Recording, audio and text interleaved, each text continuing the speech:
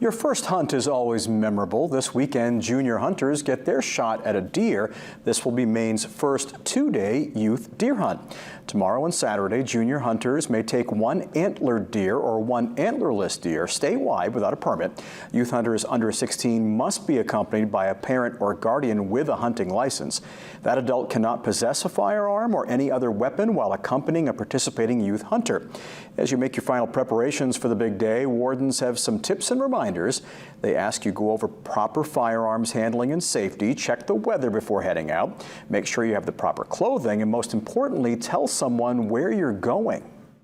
It's really important for folks to think about that because it's a starting point for us if something does happen in the field, you know, that we can come and help you or your loved one get out of a tough situation. If you have a cell phone, bring that with you. That would provide us a lot of good information if we do have to help you in a certain way.